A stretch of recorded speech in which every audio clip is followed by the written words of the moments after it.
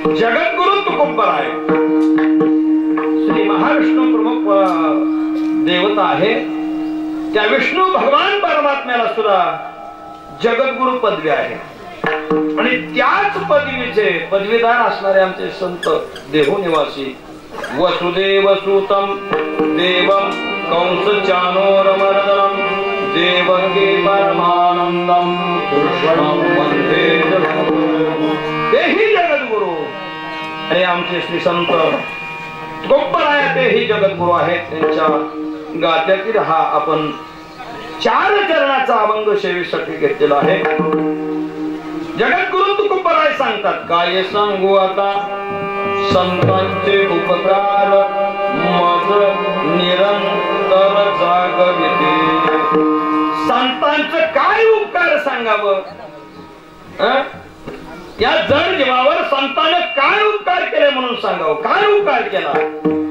संतांनी पहिल्यांदा काय सांगू आता संतांचे उपकार, असा उपकार केला मज निरंतर मज कवातर मज कवातर नाही मज निरंतर जागविते।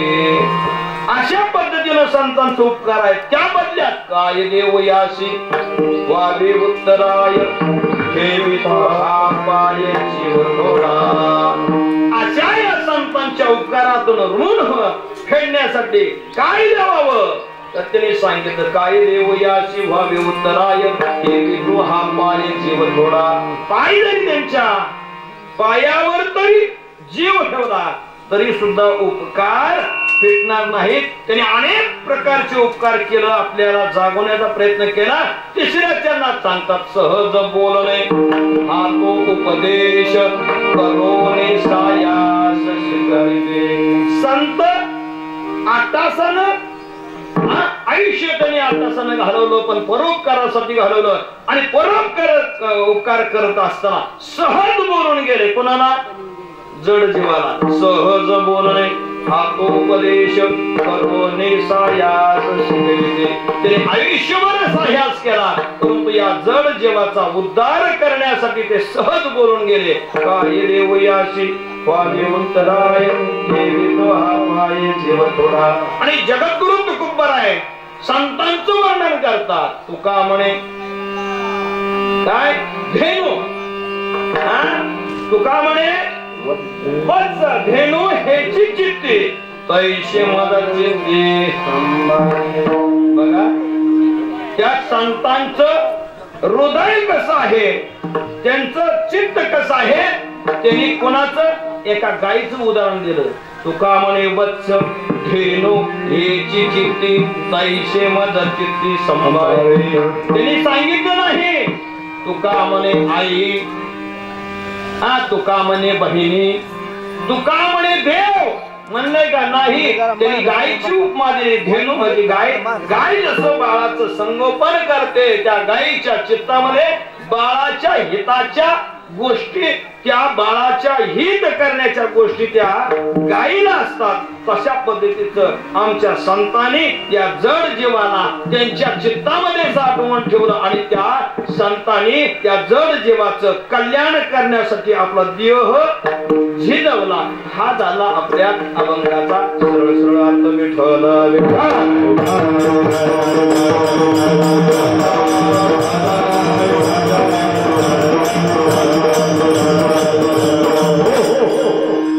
आपण जगद्गुरु तुकोबरायांचा अभंग घेतलेला आहे।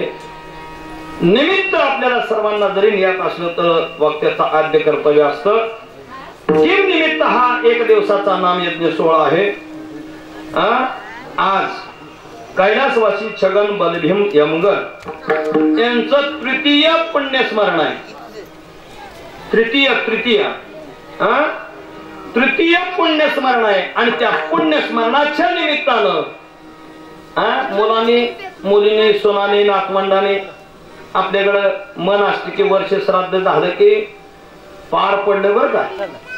आपण म्हणतो ना अखबार पोराचं लग्न झालं डोक्यावरलं वजन कमी झालं की मग पुन्हा टाळ फुटायला मोकळा झालं। तसं काही मुलं मुली म्हणतात अखबार 12 महिना मासिक घातलं वर्ष श्राद्ध झालं, 5-25 पाहुण्यांना आयर करून मातीत घातलं की आपलं कर्तव्य पार. पण नाही बरं का, आपल्याला जर विहिरीच्या पाण्यावरती पीक आणावं असं वाटत असेल तर त्या विहिरीला झरा कसा असायला पाहिजे? वाहता पाहिजे ना, का नुसतं अमावस्याला पौर्णिमेला वाहता पाहिजे? का बरं? का तर उपसाय चालू असलेल्या मोटरीचं काम चालू आहे आणि ते पाणी उपसत असल्यानंतर त्या झऱ्याने त्या मोटरला कुठलंही पाणी कमी पडू द्यायचं नसतं, हे आपल्या अपेक्षा आहे. आणि तसंच शातभर आहे, परमार्थात सुद्धा तसंच आहे. ज्याचा परमार्थ विहिरीतल्या पाण्याच्या झऱ्यासारखा वाहता आहे त्याचा खरा परमार्थ फलश्रुतीला जातो. नवे त्याच्या परमार्थ करण्याला, त्याच्या संसार करण्याला वीट येत नाही. आपण नदीच्या कडेची लोक आहात. आपल्याला अनुभव आहे की 10 वर्षापूर्वी नदीचं पाणी तुम्ही आम्ही सगळे पित होतो का नाही? आता पितो का पित नाही ती? तर आता त्याला थांबवण्याचं कार्य केलंय. त्याला बंधन केलंय, बंधारा टाकलाय बंधारा. आणि ते पाणी वाहत नसल्यामुळं आपण त्याला म्हणतो पिण्याच्या योग्यतेचं नाही. नदी तीच आहे, तीर्थ तेच आहे, ठिकाण तेच आहे, पण प्रवाह थांबला की त्याला ईट आल्याशिवाय. तसं या कुटुंबियाने आपल्या वडिलांच्या ऋणातून मुक्त प्रथम वर्ष श्राद्ध झाले असेल तरी सुद्धा आपल्या नियमाप्रमाणे कर्तव्य पार पडत असताना आज तृतीय पुण्यस्मरणाचं नियोजन केलेलं आहे. त्यांचे चिरंजीव चांगदेव, त्यांच्या मुलगी सविता आणि कविता आपल्या ऋणातून मुक्त होण्यासाठी आपले इष्ट मित्र सोयरे सज्जन, त्यांचे कोण भाऊ असतील, सुना असतील, नातवंड असतील, यांनी आपल्या आजोबांच्या, वडिलांच्या, भावांच्या, मामांच्या या कर्तव्य पार पाडण्याच्या अर्थात 1 दिवसाचा नाम यज्ञ सोहळा असेल, अन्नदान असेल, वस्त्रदान असेल, या पद्धतीचं आजच्या कार्यक्रमाचं नियोजन आहे. आणि त्या नियोजनाच्या निमित्तानं आपण श्री संत जगद्गुरु तुकोबारायांच्या गात्यातील हा 4 चरणाचा अभंग घेतलेला आहे. विठ्ठल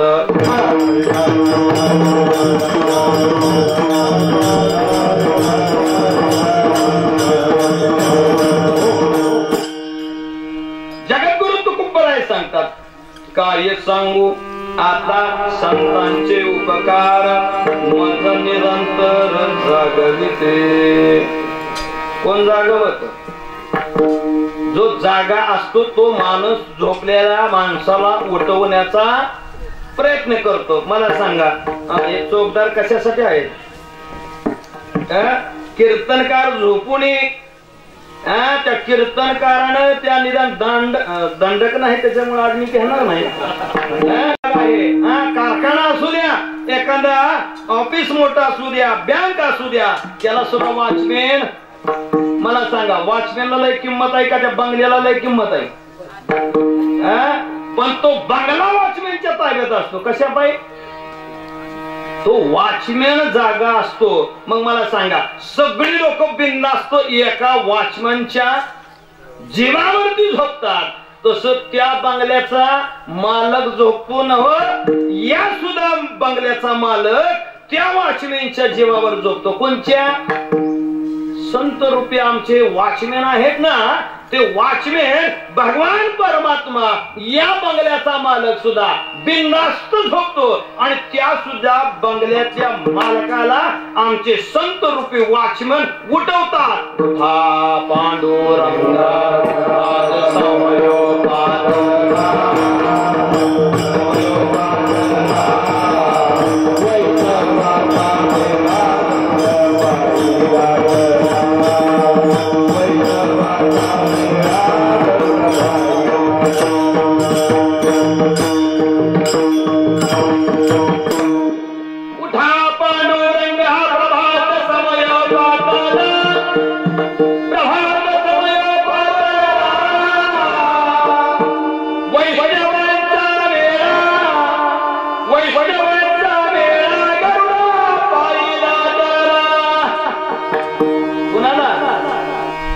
देवाला सांगता देवा उठा, अरे का उठा?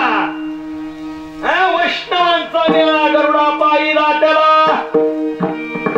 सुरवरांची लाटी, अरे कोण कोण आले? त्रिशूळ डमरू घेऊन आला गिरजेचा कांत, आणि तुम्ही म्हटल्यानंतर तुमची वाट कोण बघतोय? पंचप्राण आरत्या घेऊनी देवत्रिया भावे हो आणि त्या देवाची वाट कोण बघत?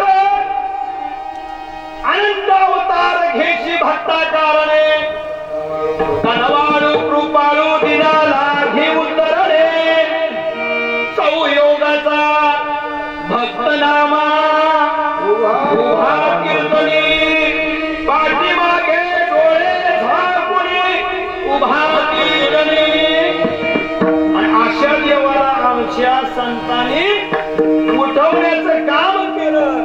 अहो त्यांना उठवलं नाही, तुम्हा आम्हा जड देवाला सुद्धा त्यांनी उठवलं. उठा जागे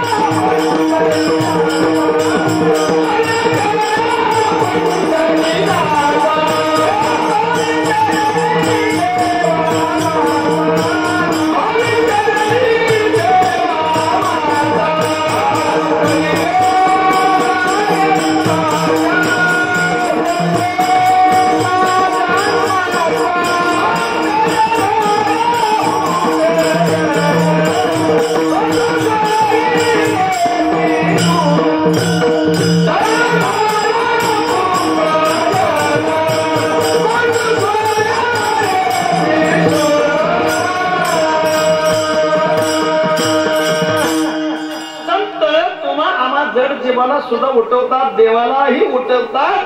संतांचं या पृथ्वी तलावर जन्माला येण्याचं कार्यच ते आहे. अवतार तुम्हा धराया कारण जड जीवा, जड जीवाचा उद्धार करण्यासाठी संतांनी अवतार घेतला. 3 वर्ग जन्माला आले. पहिला वर्ग जन्माला आला तो जगवण्यासाठी, दुसरा वर्ग जन्माला आला तो जागवण्यासाठी, म्हणजे आमचे संत. आणि आपण तुम्ही आम्ही जे आलो तो 3रा वर्ग फक्त कशासाठी? जगण्यासाठी. देवाचं कार्य आहे. जो जन्माला आला त्याला जगवण्याचं कार्य आमचा भगवान पंढरीशी पांडुरंग परमात्मा करतो. सर्व संत आम्हाला जागवण्याचं काम करतात. बर, संतांना जन्माला यायचाही अधिकार त्यांच्या हातात आहे. आणि आपलं कार्य काळ संपल्यानंतर परतीला जाण्याचा सुद्धा अधिकार कुणाला आहे? संतांना आहे. आणि देवाला अवतार तुम्हा धराया कारण ही झालं संतांचं.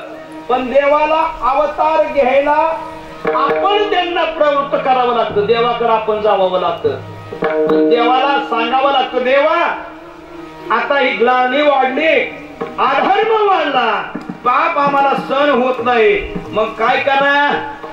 तुम्ही अवतार घ्या.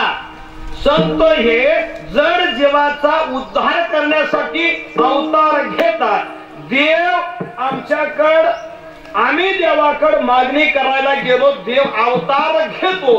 पण देव अवतार आपल्या सांगण्यावर घेत असला तरी देवाला स्वतःचा सुद्धा स्वार्थ त्यात आहे, परंतु संतांचा त्यात स्वार्थ नाही. देवाचा काय स्वार्थ आहे?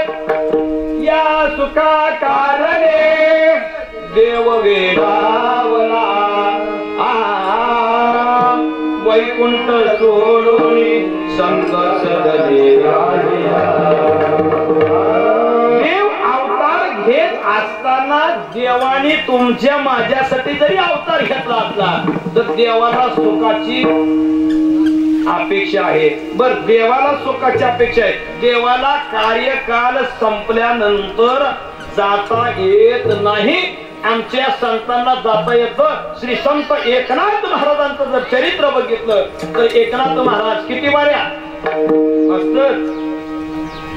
2 वेळा तिने असाच देह ठेवला. अंतयात्रा चालू झाली. अंतयात्रा चौकात आली आणि एका आमच्या सुवासिनीची मुलगी कन्या सासुऱ्याशी जाय.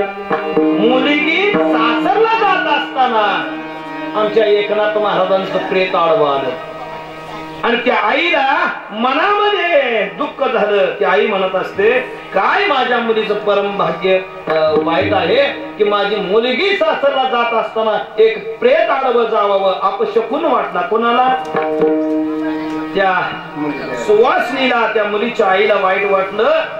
त्या देवाला सुद्धा दुःख अडचणी भक्ताच्या न सांगता करी सर्व काम. देव जरी करत असला तरी संताच्या सुद्धा मनामध्ये ते लक्षात आलं आणि एकनाथ महाराज सांगतात, ए ताई, ए मावशी, तुझी जर मुलगी या माझ्या अंतविधीमुळे जर दुःखी होत असेल तर मी पुन्हा सवडीवर मारायला तयार आहे. पुन्हा अजून एकनाथ महाराजांनी आपलं पुन्हा अजून चरित्र चालू केलं. जीवन चालू झालं आणि पुन्हा अजून काही दिवसानं पुन्हा अजून देह ठेवला आणि देह ठेवल्यानंतर पुन्हा सुद्धा अंतविधी यात्रा चालू झाली आणि अंतविधी यात्रा चालू असताना काही जणांना गर्व झाला. बघा, माणूस गर्व कुठं करल आणि कुठं अभिमान येईल, कुठं छती फुगल. मला सांगा, अंतविधीला गेल्यानंतर सरपण लावायला मोहरपेपणा, ते आबदणारा आबदतो आणि बसणारा इकोंड लाकडला तिकोंड लाकडला, कोपर बाहेर निघत, गुडगा बाहेर निघत. अरे लावणारा कसा तरी त्याची व्यवस्था करेल, पण तू बसणारा कशाला त्याला उपदेश करतो? पण तो उपदेश करण्याचं ठिकाण आहे का? केव्हा उपदेश करावा? कार्यक्रम झाल्यानंतर त्याला सांगावं, दादा तू आज ते अंतविधीची तयारी करत असताना 3 लाकडं खाली लावली, त्याच्यापेक्षा जर 4 लावली तर प्रेत असं झोपल आणि तू जर आडवी 2 लाकडं लावण्यापेक्षा 3 लावली असती तर त्याची मांडी बाहेर आली नसती. असं सांगायला निवांत नाही का जागा? पण तिथंच शांतपणा. तसंच एकनाथ महाराजांचं प्रेत यात्रा नेत असताना खंडकऱ्यांना गर्व झाला आणि प्रत्येक खंडेकरांना गर्व व्हावा. बरं का, माझं तर मत आहे महाराज, प्रत्येक खांदेकऱ्याला गर्व व्हावा आणि गर्व झाल्यानंतर मेलेल्याला कळतं त्यावेळेस. बरं का, त्यावेळेस मेलेल्याला किंमत कळते. हो, किती जरी छताळ फुगवलं तर भावकीच्या, पाहुण्याच्या, मित्रांच्या खांद्यावर जावं लागतं प्रत्येक जणाला. आणि ते जोपर्यंत तुमच्या लक्षात येत नाही ना तोपर्यंत तुम्ही माणसासारखं जीवन, मला कोणाचीच गरज नाही असे म्हणणारे बरेच आहेत. पण त्याला सुद्धा त्यानं लक्षात आलं पाहिजे की आपण चौघाच्या खांद्यावर जाणार आहे, त्या चौघाची गरज आहे. मग त्यावेळेस ठरवलं त्या चौघाने, अरे एवढं कीर्तन भजन केली, देवाला पाणी भरायला लावलं. ईश्वर संपन्न असा असणारा एकनाथ महाराज शेवटी आमच्या खांद्यावर गेला ना. कुणी ऐकलं? वर झोपलेल्या प्रेतानं ऐकलं एकनाथ महाराजांनी. आणि एकनाथ महाराज सांगतात, तुम्हाला जर आमचं भार वाटत असेल, तुम्हाला जर आमचं ओझ होत असेल तर खाली ठेवा. खाली ठेवा म्हणल्याबरोबर त्या खंडकराने ते खाली ठेवलं. एकनाथ महाराज पुन्हा उठून आपल्या आश्रमाकडे गेलेले आणि पुन्हा त्यांना ज्या वेळेस वाटत त्यावेळेस पात्रामध्ये जाऊन आपला जीव विसर्जित केला. मग मला सांगा, संतांच्या हातामध्ये येणंही त्यांच्या हातात आहे आणि जाणंही त्यांच्या हातात आहे. बरं, संतांचं देवाचं नाव घेतल्यानंतर, बर का, देवाचं या मुखानं नाव घेतल्यानंतर हरिपाठ कीर्ती मुखी जरी गाय पवित्रचे होय देह. देवाचं नाव घेतल्यानंतर हे देह पवित्र होईल बर का. परंतु संतांचं जर नाव घेतलं, संतांच्या नावामध्ये इतकी ताकद आहे. किती ताकद आहे. तुकाराम तुकाराम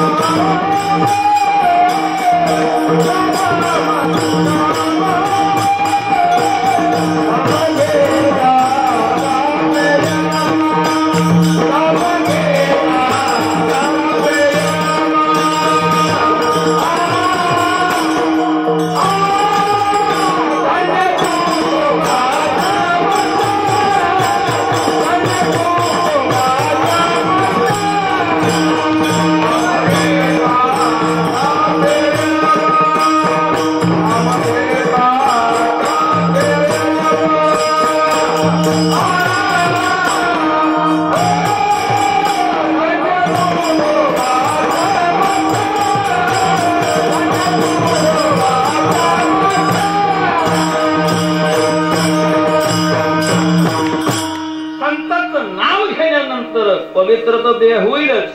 तुकाराम तुकाराम नाम घेता कापेय. ज्याच्या ताब्यात आपण जाणार आहोत ना सगळेजण, महाराज असो, पुढारी असो, नातर टाटा बिर्ला असो, सगळ्यांना कोणाच्या तिकडे जावं लागणार आहे. मग मला सांगा, एक वस्तू प्राप्त झालेली बरी का अनेक वस्तू प्राप्त झालेली बरी. देवाच्या प्राप्तीनं एकच वस्तू मिळते बर का. ते पण स्वच्छ वस्तू मिळते. ती वस्तू घाण करायला परवानगी नाही. परंतु संतापासून अनेक वस्तू मिळतात आणि त्या वस्तू सुद्धा धुवून पुन्हा वापरता येतात. आता तुम्ही स्टारच्या टोप्या वापरणारी माणसं आहेत आता नदीच्या कडेची. पहिली जुनी टोपी किती बी बऱ्या ठोका, किती बी बऱ्या धुवा, तिला इस्त्रीची गरज. आणि आता तुमच्या डोक्यावर आहे, तिला धुवून बघा बर. तिला धुतली की लगेच पाटाकडे न्यावा लागते. ती 11 रुपये मागतोय नुसतं तिला वाकडं करायला. मग मला सांगा, तसंच देवाचं ही तसंच आहे. अखबारच देतो पुन्हा पुन्हा. परंतु देव मागितल्याशिवाय देत नाही आणि दिल्याशिवाय सुद्धा नाही दिल्याशिवाय बी देत नाही. देशी तेव्हा देशी आईशी आसशी उदार. देव आधी आपल्याकडनं घेतो आणि मग त्याच्या बदल्यात आपल्याला देतो. परंतु संत तसे आपल्याकडनं काही न घेता काय येतात, आपणा सारखे करती तात्काळ. आपणा आपण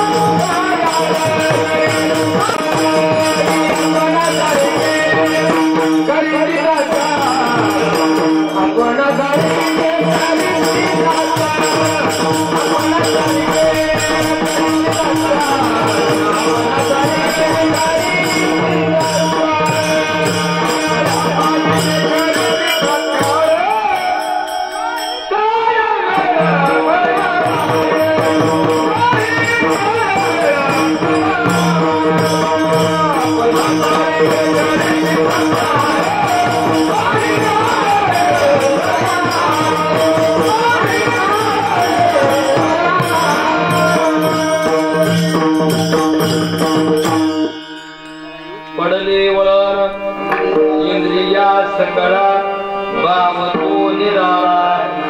त्यांना सवय लागली हो, जबत प्रमाण म्हणायची सवय लागली. एकदा माणसाच्या एखादा गुण रक्तात उतरला की नाही त्याला झापात जरी कोंडलं नाही. प्रमाण म्हणजे का सांगतोय, गुण खरंच चांगला आहे, गुण चांगला असावा आणि ते गुण चांगला असला तरच सगळं घडतंय. आणि संतांचाही गुण तसाच होता. तुका म्हणे गुण चंदनाचे अंगी तैसे तुम्ही जगी संत जन. कृष्ण महाराजाला वाटलं महाराजांना माझ्यावर आणि बाणी अंडी पुन्हा मानणार नाही, ते तुमच्यासाठी नाही. तुका म्हणे गुण चंदनाचे अंगी तैसे तुम्ही जगी संत जन. संताचा गुण काय आहे त्यांनी सांगितलं. संताचा गुण चंदनासारखा आहे, परंतु महाराज संतांचा गुण चंदनाच्या पुढे 2 पाऊल आहे. चंदन 14 प्रकारचे सांगितलं शास्त्राने. काही चंदन सुवासिक आहे, काही चंदन टिकण्यात परपक्व आहेत, परंतु 14वा जो चंदन आहे तो चंदनाचा गुण सांगितला. चंदनाचा तुकडा तापलेल्या कढईमध्ये, उखळलेल्या तेलाच्या कढईमध्ये चंदनाचा 1 इंचाचा तुकडा टाकल्याबरोबर त्या उकळलेल्या तेलाची स्थिती पाण्यासारखी स्थिर होते. एवढा चंदनाचा काय आहे महिमा आहे बरं का. चंदन किती तेजवान आहे ते आपल्याकडे चंदन मिळत नाही, नाहीतर संध्याकाळी गिरीमीठ घेऊन हिंसा बांधाली आणि कोणती चालू करायला लागले त्यात नेऊन टाकतात. म्हणजे त्या आचार्याचं 3 13 9 18 असं करू नका. ते चंदन दुर्लभ आहे. ते चंदन कसं आहे, एवढा तुकडा जर उकळलेल्या तेलाच्या कढईत टाकलं तर ते क्षणात गार होतं, परंतु त्या चंदनाच्या वृक्षाच्या संगतीनं नाग सर्प त्या चंदनाच्या कडेला राहू शकतो. परंतु आमच्या संतांचा गुण त्या चंदनाच्याही पुढे आहे, सुगंधही आहे.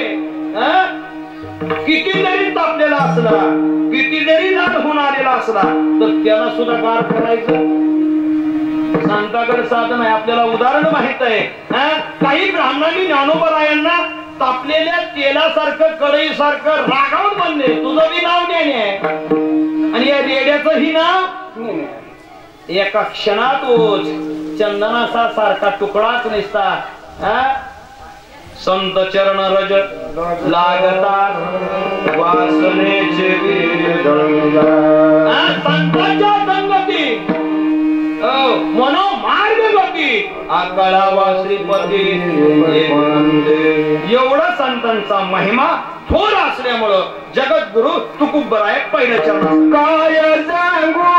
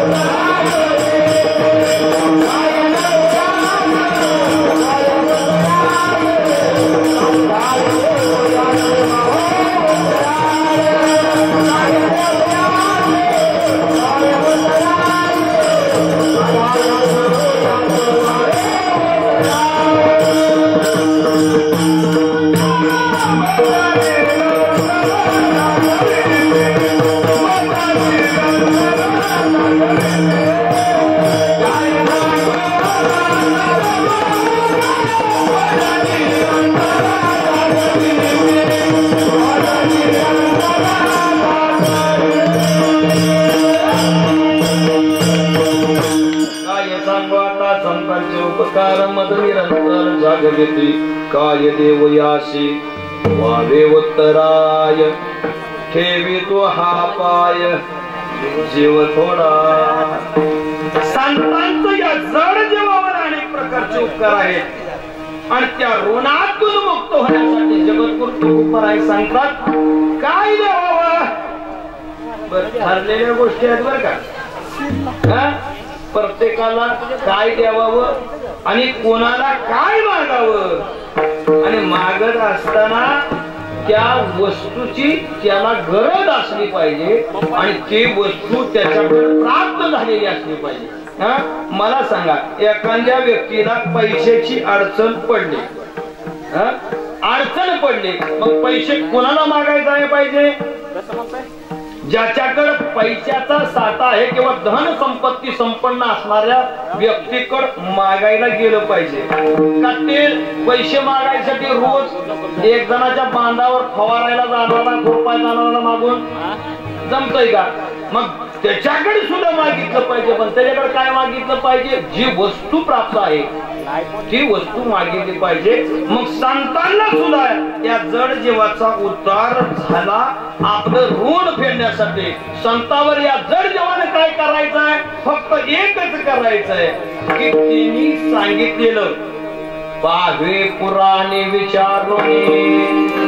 ज्याला काही ज्या गोष्टी उद्धार होण्यासाठी सांगितल्या त्या गोष्टी जर तुम्हाला ऐकायच्या नसती विश्वास नसेल तर पुराणामध्ये जाऊन बघून सांगायचा. जगद्गुरु तुकोबाराय सांगतात त्यांना का म्हणणं आहे विश्वास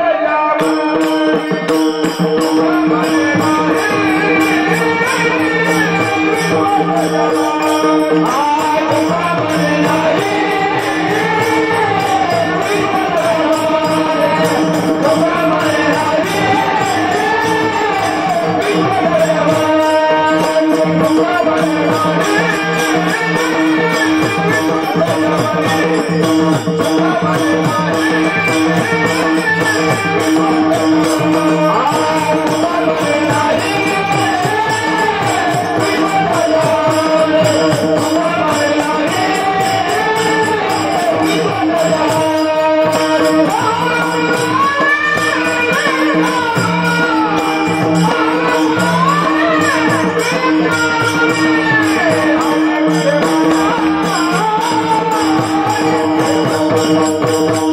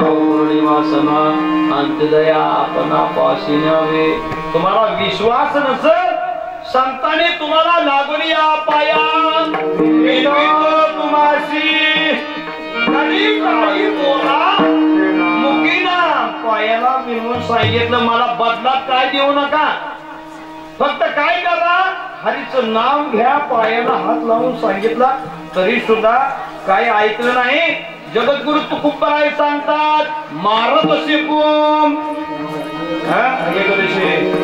दोन संत दोन ज्येष्ठ माणसं एका ठिकाणी आली पण एका ठिकाणी येत असताना अडचण आली बरं का आणि माणसाची मन आहे दोन शाणी माणसं एकत्र आले की काहीतरी ऐकायला चांगलं मिळतं आणि काहीतरी येडी वाकडी जर एखाद्या जागेला बसली तरी काहीतरी बघायला मिळतं ऐकायला आणि बघायला बरं का दोन भिन्न भिन्न आहेत ऐकायला सांगू तुम्हाला संतांनी सांगितलंय अच्छे को अच्छे मिले मारे दो दो बातें गधे को गधे मिले खाते दो दो लाते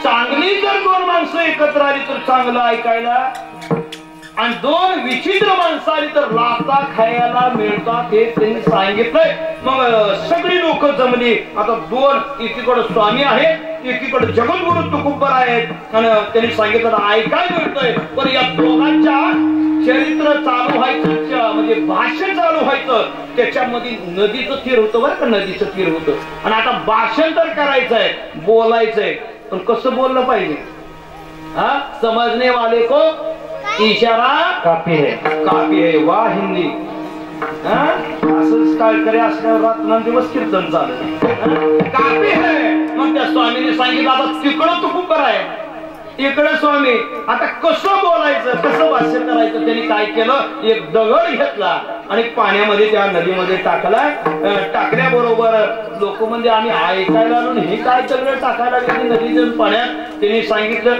टाकल्याबरोबर जगद्गुरु तुकोबरायाने तिकडं दगड टाकलेली क्रिया बघितली की जगद्गुरु तुकोबरायाने बोंब मारायला चालू केली आणि लोक म्हणजे लागा शाण्याचं काहीतरी ऐकायला आलो पण एकानं दगड टाकला आणि एकानं मनगटानं बोंबायला चालू केलं की दोन्हीही लोक ज्याच्या त्याच्या बाजूने गेली स्वामीकडे गेली स्वामीला सांगितलं स्वामी तुम्हाला आम्ही काय चिंतन करायसाठी भाष्य करायसाठी बोलवलं, पण तुम्ही काही न बोलता एक दगड घेतला आणि पाण्यात टाकला.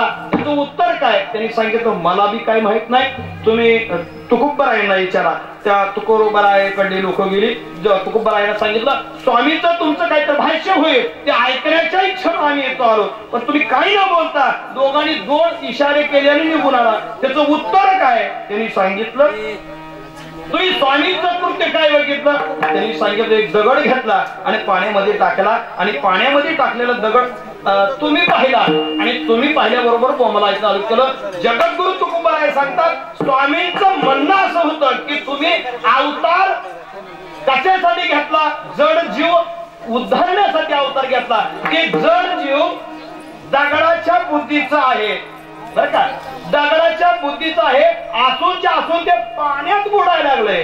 तुमचं म्हणणं बरोबर आहे, मी पायाला लागून सांगितलं ना, भुंगलून सांगितलं तरी सुद्धा लोक ऐकत नाही. मग काय करावं ते दुसऱ्या चरणात काय देवया देवाले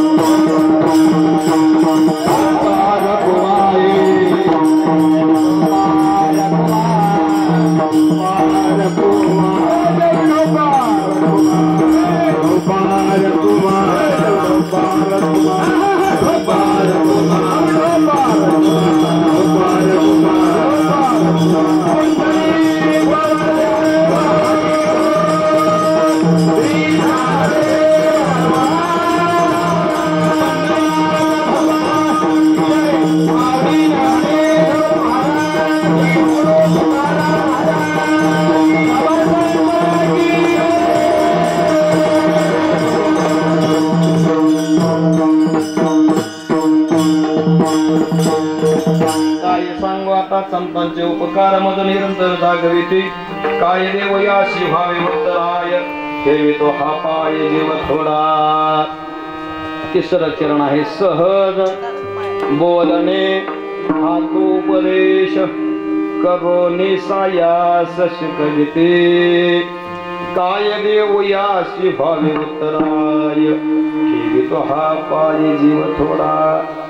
संत सहज बोलतात, पण सहज बोललेल्याच शब्दामध्ये एवढी ताकद आहे की ते शब्द आरपार जाऊन हृदयाला भिडतात बर का.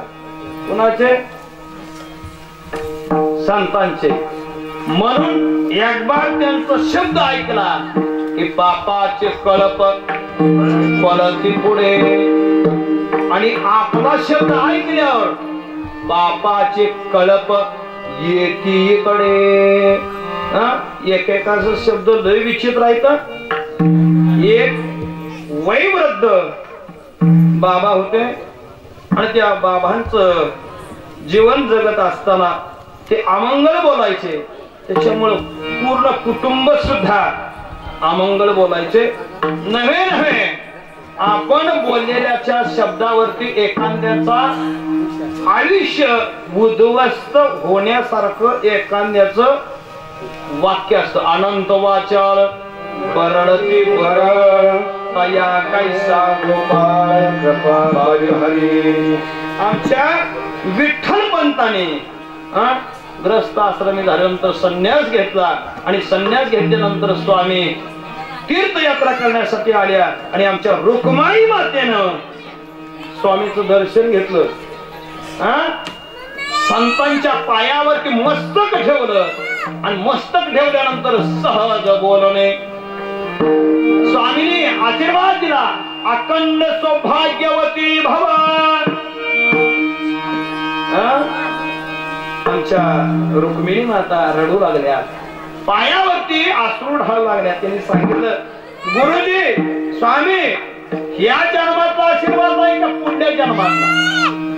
त्यांनी सांगितलं, आई साहेब मला यातला अनुभव नाही, परंतु जे माझ्या मुखातून केलेलं वाक्य अजूनपर्यंत खोटं ठरलेलं नाही, त्या न्यायानं सांगितलं की हेही शब्द दिलेला खोटा ठरणार नाही. त्यांनी सांगितलं काय अडचण आहे?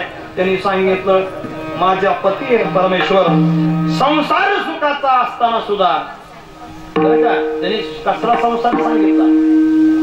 अवघाची संसार सुखाचा होता बर का.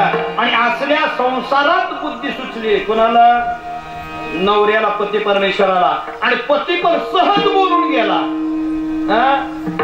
असं जर झालं तर मी एक दिवस संन्यास घेण्याने त्यांनी संन्यास घेतला. त्यांनी सांगितलं, काय तुझ्या पतीच्या खानात होणार? त्यांनी सांगितलं, त्यांच्या उजव्या भुजावरती विल्वे दळ आहे. त्यांनी सांगितलं, काय नाव आहे? त्यांचं नाव आहे विठ्ठल पंत असं त्यांनी सांगितलं. किती दिवस झालं? त्यांनी सांगितलं 6 महिने 1 वर्ष. कालावधी सांगितल्या बरोबर गुरुजींना डोक्यात आलं. त्यांनी सांगितलं, माझ्याही आश्रमात चैतन्य नावाचा एक युवक आलेला आहे आणि ते हो महाराष्ट्रातलाच आहे आणि त्यानं सुद्धा नाव विठ्ठल पंत असताना चैतन्य सांगितलं का? कुठं साम्य होते का बघू म्हणले. आपल्याला पुढचं सर्व माहित आहे. पुन्हा माघारी गेले. चैतन्य विठ्ठल पंत उघडे दिसले. त्यांनी ते विचारलं, चैतन्य हे तुझ्या भुजावर काय आहे? त्यांनी सांगितलं की माझ्या भुजावर विल्वदळ आहे. स्वामी म्हणतात, चैतन्य विल्वदळ मध्ये काय असतं? त्यांनी सांगितलं, माझी आई म्हणते की ती जन्म खून आहे. तुझी आई म्हणते ना कुठं आहे? कुठं आई आहे? त्याने सांगितलं, कुठं आई आहे म्हणल्याबरोबर आमचे विठ्ठल पंत लबाड बोललेले चैतन्य रडू लागले आणि त्यांनी आपली सगळी हकीकत सांगितले. सहज बोलणे हात उपदेश. दुसरं उदाहरण जर बघायचं म्हणलं तर एका राजाच्या पत्नीला अनेक मुली होत असताना त्या राणीला सांगितलं, आता जर तुला मुलगी झाली बर का तर तू तरी संपणार, नाही तर मी तरी संपणार. कोण म्हणतोय? राजा म्हणतोय बर का. आणि राजा म्हणला, तू तरी संपणार तरी मी तर संपणार. आणि जी खरी पतिव्रता आहे ना, की आपल्या पती परमेश्वराचा आणि पित्याचा कवाच अपमान सहन करत नाही. आणि खरी पतिव्रता असते ना, ते आपला पती अस्तित्वात असो ना तर अस्तित्वास नसो, आपल्या कुटुंबाची जबाबदारी पार पाडल्याशिवाय राहत नाही. तिला खरं म्हणायची सत्य पतिव्रता, आणि तिनं समजलं मुलगा नाही पण मुलगीच झाली, आणि त्या दासीनं त्याला मुलाचा वेश परिधान केला, आणि तो मुलगा मोठा होऊ लागला. आणि लग्न वयामध्ये झाल्यानंतर विवाह करण्यासाठी स्थळ बघायला गेले. एका मुली बरोबर विवाह जमला. कोणाचा? मुलीचा. आणि विवाह जमल्यानंतर ती मुलगी संध्याकाळी विचार करते, मुलीनं मुलीशी विवाह करणं हे अयोग्य आहे.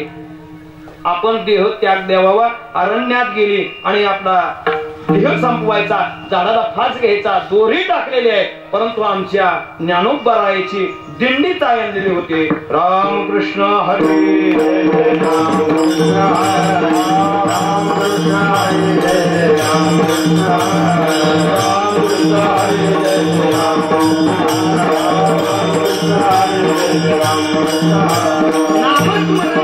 कानावरती आलं. मुलाच्या वेशात असलेल्या मुलीनं ठरवलं आता आपण असं पण देह ठेवणार आहे. मग काय करावं? ते येणाऱ्या दिंडीतवर असणाऱ्या साधू संतांचं दर्शन घ्यावं, आणि पायावरती मस्तक ठेवलं ज्ञानोबारायाच्या, आणि ज्ञानोबारायाने त्या मुलाला दंडाला धरलं, आणि ऊट मुला असं वाक्य बोलले. कोण? ज्ञानोबाराया म्हणले ऊट मुला म्हणल्याबरोबर ते मूल पुन्हा रडू लागलं. आणि त्यांनी सांगितलं की महाराज माऊली, तुम्ही मुलगा म्हणला, परंतु मी मुलगा नसून मी एक मुलगी आहे. तो केला पुरुष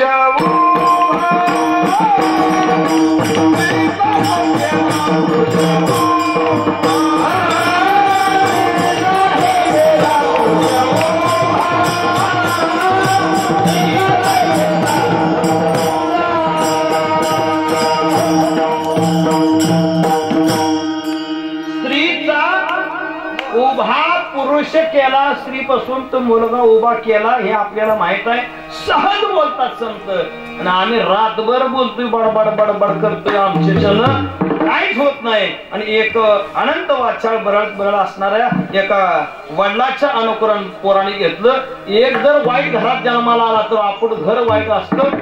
त्या बापानं सांगितलं आज सत्यनारायण पूजा करायचंय, तर काय करा, आपल्याला लागणारं जे काकानं साहित्य दिलंय ना, ते साहित्य गोळा करा. थोरल्याला सांगितलं तू पडदिशी जा आणि किराणा दुकानातून नारळ घेऊन ये, आणि नारळ घेऊन आल्यानंतर आपण पूजा करण्यासाठी आपण तयारीला लागू. नारळ आणण्यासाठी तो मुलगा गेला, आणि आणा गेल्यानंतर दुकानदार दादांना सांगितलं, दादा मला एक नारळ द्या, आमच्या घरी सत्यनारायणाची पूजा आहे, भूमिपूजन आहे, वास्तुपूजन आहे, नारळ पाहिजे. त्याने सांगितलं नारळ लगेच देतो. नारळाच्या पोत्याकडे गेले, आणि तोपर्यंत घ्या आनंद वाचाळ बरळ ती बरळ. असे ह्या मुलानं काय केलं, मनामध्ये संकल्पना केली, 2 शब्द बोललं. किती मास्तर? 2 शब्द बोललो. काय बोललं?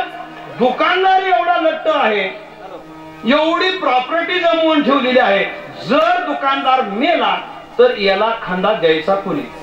काही गरज आहे का? ते असं बोललेलं दुकानदारानं थोडं तिरक्या नजरेनं, आणि ज्याचा खराच डोळ्याने कान चिरकाय त्याचा धंदा खराय बर का. नाहीतर ऊसतोडीचा सुद्धा बरोबर धंदा नाही. आता वाढ ऐकणाराच पैसे आमक व्हायला लागलं, आणि कांडी हाणणाराची गाडी भरून चालली गाडी, आणि ही जी खरडून तोडते का ना ती सगळ्याच्या माग, त्याची बायको बी मोळ्या भागाला भागन, ही बी माग.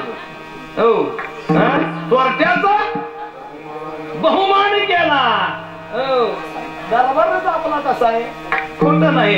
आणि त्यानं ऐकलं, त्यानं ते मला काय म्हणणार आहे तो, त्यांनी सांगितलं तुमचा आमच्यावर उपकार आहे, तुम्ही आमच्या गावातलं भूषण आहे, पण मला एक संकल्पना आली की तुम्ही जर वारला तर तुमची अंत्यविधीला खांदा करून द्यायचा. 2 काना खाली लावल्या आणि बापच्या घरात नेऊन टाकला.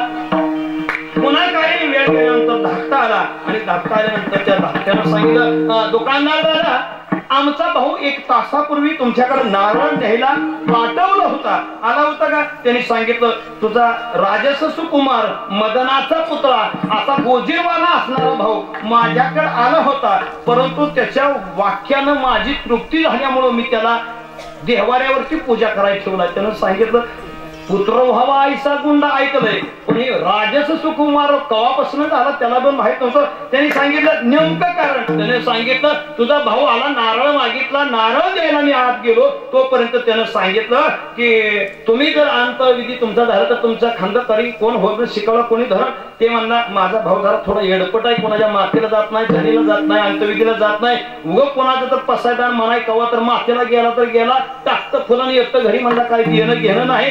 ते जरा थोडं कमी शिकलेलं आहे, त्याला काय कळते. समजा तुम्ही दैव गुणानं बरं का, तुमच्या कर्मानं नाही दैव गुणानं, म्हणजे देवानच मारलं तर बरं का ह्याच्यात काय देणं घेणं नाही. दैव गुणानं जर तुम्हाला मृत्यू आला तर त्यात काय अवघड आहे म्हणला.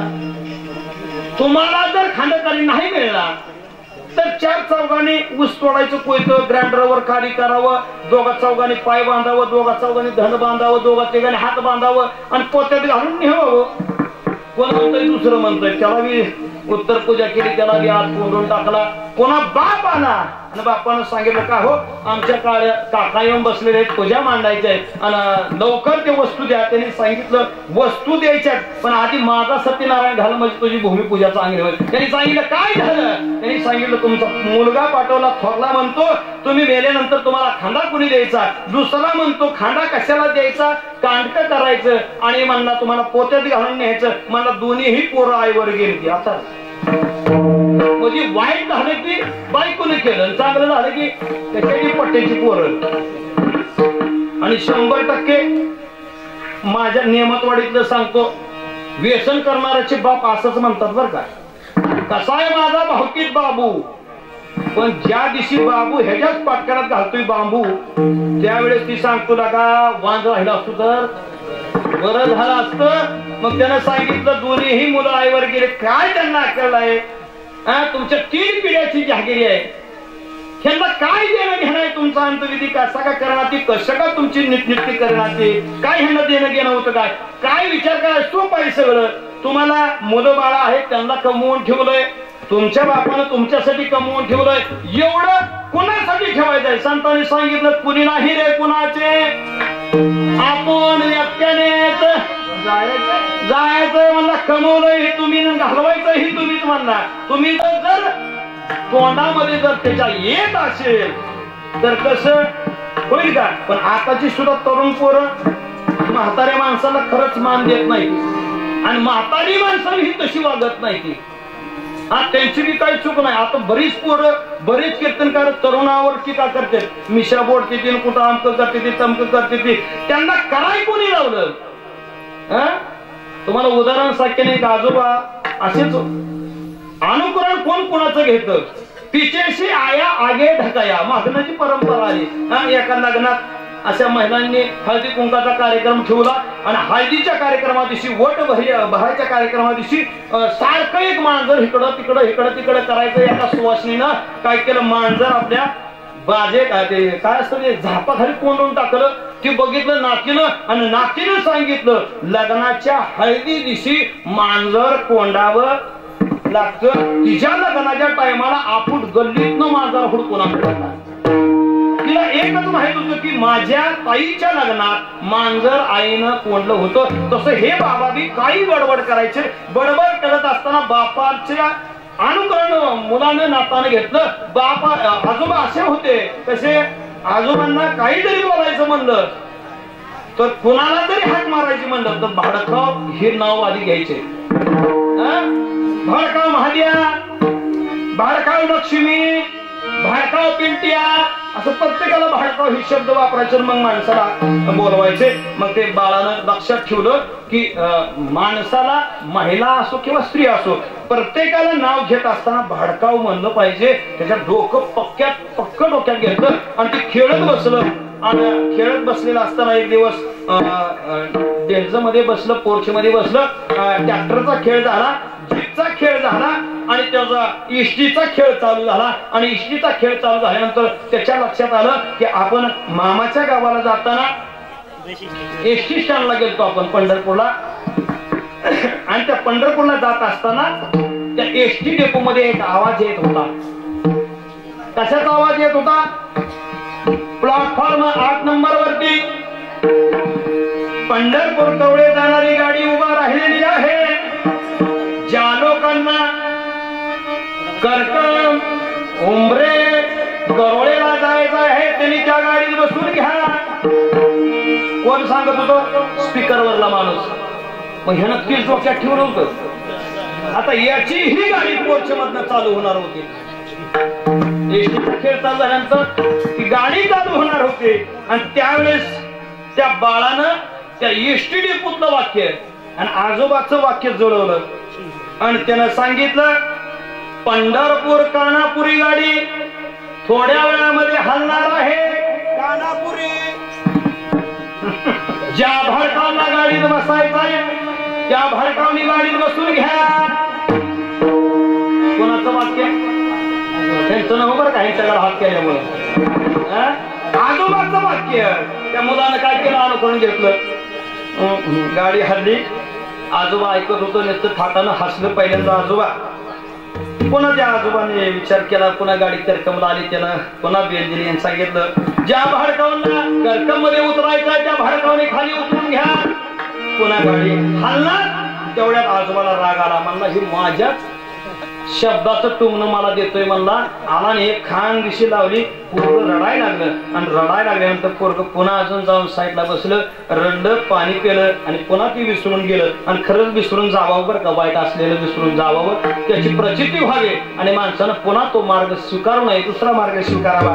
आणि त्यानं पुन्हा ते स्वीकारलंच, विसरलं नाही. पुन्हा गाडी चालू केली आणि त्यानं गाडी चालू झाल्याबरोबर जळवली. आल्यानंतर त्यानं सांगितलं क्षमा असावी. जळवलीतल्या भडकावांना क्षमा असावी. एका भडकावच्या कांटाळीमुळे, आजोबाच्या म्हणलं नाही बरं का, की एका भडकावच्या कांटाळीमुळे अर्धा तास गाडी लेट झालेली आहे तर जळवलीच्या लोकांना क्षमा. बाळकावांना म्हणलं की लोकांना नाही, तुम्हाला सांगा. आजोबाचं जर असं वागणं असेल तर ना तुला काय थोडंच कंबर बांधून कीर्तन करावी? सहज बोलणे हातो उपदेश करोनी संतांनी मात्र असं काय अमंगळ सांगितले नाही. योग्य सल्ला दिला, योग्य मार्ग दिला आणि त्या मार्गाने तुम्ही आम्ही जड जीवानं जर चाललं तर आपल्याला ज्या ठिकाणी पोहोचायचंय त्या ठिकाणी आपण व्यवस्थित पोहोचू. आणि तिथं पोहोचल्यानंतर आपल्याला जे पाहिजे ते मिळल्याशिवाय राहणार नाही. आपल्याला काय पाहिजे? आता बाबा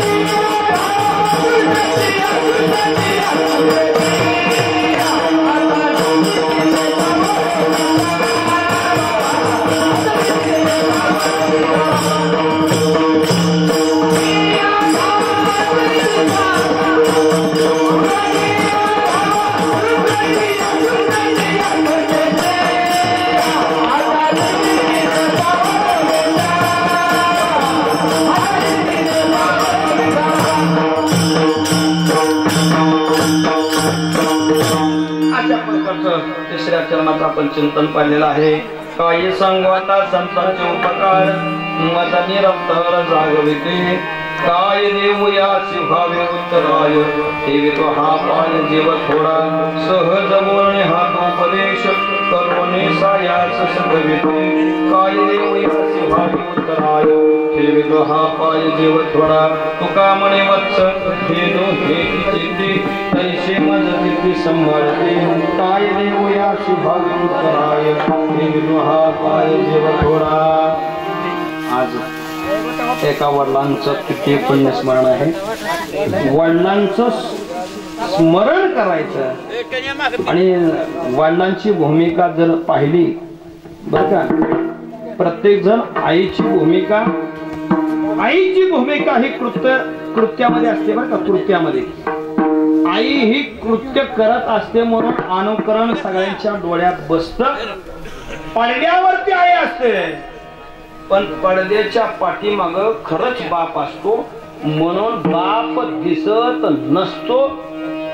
म्हणूनच बाप खराच पडद्याच्या आड जाऊन रडत असतो. तो बाप ज्याला कळला बर का, ज्याला खरा बाप कळला त्याचा जन्म व्यर्थ नाही गेला. तुम्हाला जर उदाहरण बघायचं असेल तर 2 मिनिटांमध्ये उदाहरण सांगतो आणि आपल्या सेवेला समोर उपाला नेतो. आपल्याला सर्वांना माहित आहे जमदग्नीचा ऋषीचा मुलगा कोण? रेणुका मातेचा मुलगा कोण? परशुराम. परशुरामानं काय केलं? वडिलांच्या आज्ञेचं पालन केलं. गणपती बाप्पाने काय केलं? आईच्या वडिलांच्या आज्ञेचं पालन केलं. गणपतीचं चरित्र आपल्याला माहित आहे.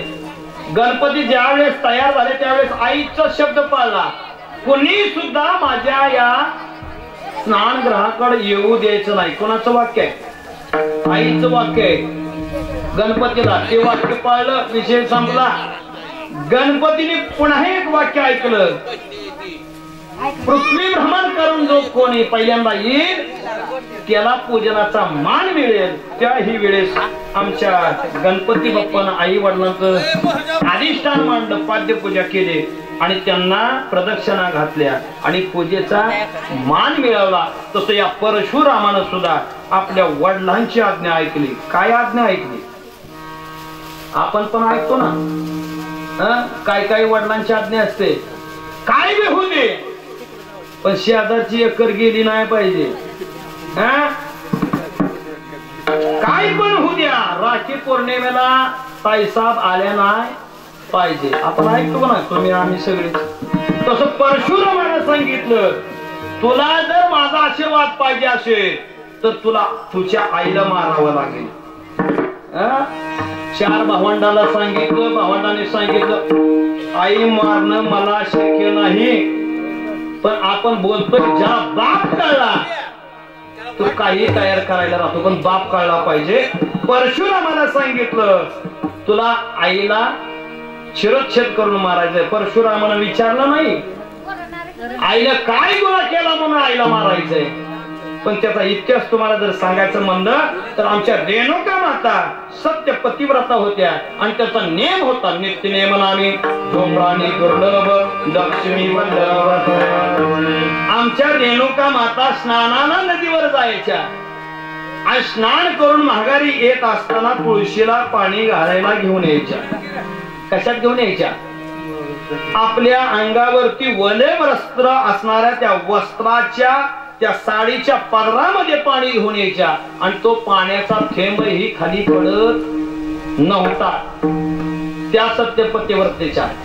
आता महाराजाच्या बायकोनं जरी प्रयत्न केला तर जमणार नाही बर का, शक्य नाही. त्याला लय तपश्चर्या, जाणवणी संसार बैसोलांगणे, तो संसार जाळावा लागतो. कोणता संसार?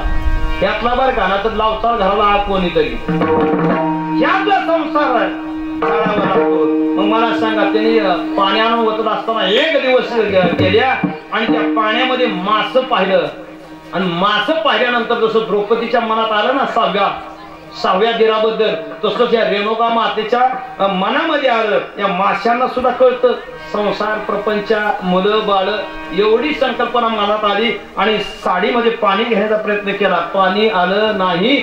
ऋषीने विचारलं, आपल्या पत्नीकडनं अधर्म घडला, आज नियमाला खडा लागला म्हणजे काहीतरी चुकीचं कृत्य झालेलं आहे, शासन मिळलं पाहिजे. परशुरामाला हुडकलं. परशुरामानं सांगितलं, पिताश्री तुमच्या आज्ञेचं मी पालन करेन आणि तुम्हाला सुद्धा शब्द द्यावा लागल, मी तुमच्या आज्ञेचं पालन आईला मारण्याचं काम करेन. त्या बदल्यात तुम्ही काय देणार? त्यांनी सांगितलं, तू जे मागशील ते मी देईन. कोण म्हणतोय? बाप म्हणतोय. कुणाला? मुलाला म्हणतोय. मग काय ऐकावं? त्याने सांगितलं, घरी चला. आश्रमामध्ये आले. त्यांनी सांगितलं, समोर उभा राहिलेली कोण आहे? त्यांनी सांगितलं, आई. मग त्या आईचा तो परशुराम म्हणजे ज्याच्या शस्त्राचं काम योग्य आहे ते परशु म्हणजे कुऱ्हाड, त्या कुऱ्हाडीनं तुझ्या आईचा चिरच्छेद करायचा आहे. त्यांनी सांगितलं, पितृवचन सेवापती वडिलांची सेवा करणं, शब्द पाळणं ही पुत्राचं आद्य कर्तव्य आहे. परंतु मी विचारणार नाही का मारायचंय, तर असं सांगितल्याबरोबर आई पुढे गेला आणि आईला क्षमा मागितली. आई, ज्या रक्ताचं पाणी करून मला तू दूध पाजलं, ज्या खांद्यावरती मांडीवरती घेऊन माझं संगोपन केलं, तुझ्या मनामध्ये संकल्पना असेल की म्हातारपणामध्ये मला काठी मिळावी, वृद्धपणामध्ये मला मुलाचा आधार मिळावा, पण ती आई माझ्याकडून शक्य झालेलं नाही. मला क्षमा असावी आणि मला एक कृत्य करायला जरी भाग पडला असेल तर त्याही पित्याला क्षमा असावी. कोण म्हणतोय? परशुराम म्हणतोय. आणि तो रडू लागला. आईच्या मुखाकडे बघितलं, एक बार आपल्या हृदयामध्ये आईचं मुख घेतलं, कुऱ्हाड घेतली, क्षमा मागितली, आईचं दर्शन घेतलं, शिरच्छेद केला. आई जमिनीवरती पडली आणि पडल्यानंतर पुन्हा परशुराम वडिलांकडे गेले आणि पायावरती मस्तक ठेवलं आणि त्यांनी सांगितलं, मी तुमच्या आज्ञेचं पालन केलंय, आता तुम्ही मला दिलेला शब्द पूर्ण करा. त्यांनी सांगितलं, तू जे मनामध्ये जे मागची ती गोष्ट मागेल. कोण म्हणतोय? बाप म्हणतोय. कोणाला म्हणतोय? मुलाला म्हणतोय. तो मुलगा उठला आणि ते मुलगा काय मागतोय? त्यांनी सांगितलं, बाबा तुम्हाला द्यायचंच आहे ना, तर मी ज्या आईनं मला तळ हाताच्या फोडासारखं सांभाळत त्या आईचा शिरच्छेद केला, ती आईच मला परत देऊन टाका. मला सांगा, असा असावा पुत्र व्हावा ऐसा गुंडा ज्याचा मग मला सांगा, अशा बापांची आज्ञा जर तशा मुलाने जर ऐकली तर नाही होणार तिसरी पुण्यतिथी. मला सांगा, झालेली सेवा संतांच्या चरणावरती समर्पित करायचंय. ज्ञानेश्वर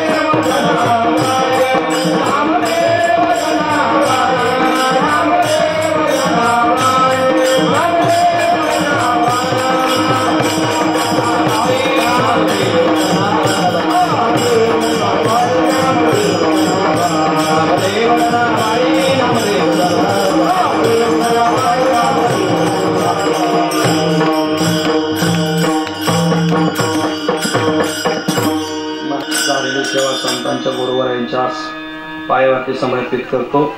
जय विठ्ठल झाल्यावर फुलाचा अभंग होईल. फुलाचा अभंग झाल्यानंतर सर्वांना विनंती आहे की फुलं फक्त कोणाच्या पायाखाली तुडवतील अशी टाकू नका. मग तुम्हाला जर जवळ यायचं नसेल तर एक त्यांना टोपली द्या, त्या टोपलीमध्ये गोळा करून घेऊ द्या. परंतु आपण एवढा 8 तास कशासाठी केलाय? कीर्तनाचं काही देणं घेणं नाही, जेवणाचं काही देणं घेणं नाही, पण आज त्यांच्या प्रतिमेवरती फुलं टाकायसाठी 8 तास आहे. आणि ती जर फुलं महाराजाच्या डोक्यावर पकवाजाच्या पायाखाली जर पडत असतील तर ह्या घरच्यांचा केलेला अट्टाहास सफल जात नाही. माफी मागून सांगतो, जर पुढे येऊन टाकायची नसतील तर अशा म्हाताऱ्या माणसांनी तरुणापाशी द्यावावं.